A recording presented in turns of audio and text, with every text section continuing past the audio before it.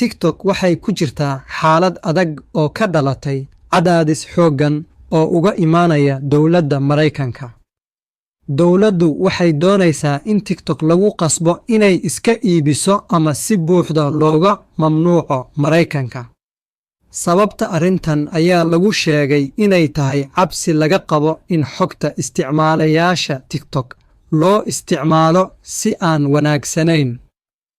maadaama shirkadda ay ka soo jeedo waddan shisheeye oo xiriir dhow la leh dowlad kale.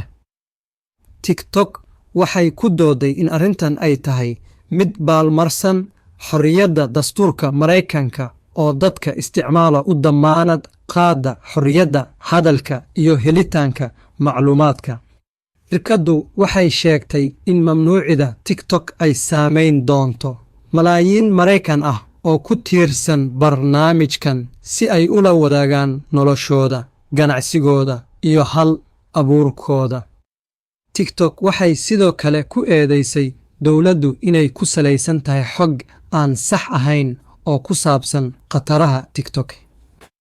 Maxkamadda racfaanka ee Maraykanka ayaa dhowaan taageertay sharci cusub oo lagu mamnuucayo TikTok haddii aysan ka iibin shirkad Maraykan ah. Maxkamaddu waxay ku dooday in tallaabadan ay lagama maarmaan tahay si loo xakameeyo saamaynta shisheeye oo ay sheegtay inay khatar ku tahay amniga Maraykanka. Waxay qorsheynaysaa inay kiiskan u gudbiso maxkamadda ugu sarreysa Maraykanka, iyagoo rajaynaya in go'aan kale laga gaaro oo xuquuqda isticmaalayaasha la ilaaliyo. Ganacsiyada yaryar iyo abuurayaasha TikTok ayaa ah kuwa ugu badan ee ay saamayn ku yeelan karto arrintan.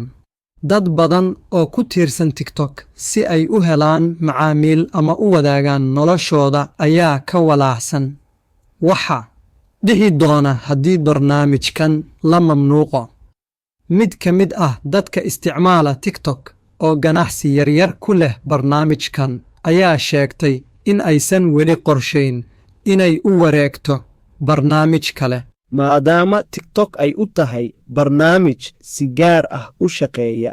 Dhanka kale, shirkadaha kale ee la tartamaya TikTok sida Meta oo leh barnaamijyada kale ee sida Instagram iyo WhatsApp waxay isku dayayaan inay fursad ka helaan xaaladdan. Waxay soo bandhigeen adeegyo la mid ah TikTok si ay u soo jiitaan dadka isticmaala haddii TikTok laga mamnuuco Maraykanka. Si kastaba ha ahaatee, falanqeeyayaasha arrintan waxay sheegayaan in TikTok uu leeyahay qaab gaar ah oo aan si sahal ah lagu beddeli karin. Waxaa muuqata in mustaqbalka TikTok ee Maraykanka uu weli mugdi ku jiro haddii shirkadda lagu qasbo inay iska iibiso ama si buuxda looga mamnuuco Maraykanka. Waxay noqon doontaa saameyn weyn oo ku timaada isticmaalayaasha barnaamijkan iyo ganacsiyada ku tiirsan TikTok. Waxaana la filayaa in arrintan ay sii kordhiso doodaha ku saabsan xorriyadda isticmaalayaasha iyo saamaynta tiknoolajiyadda shisheeye ee suuqa Maraykanka.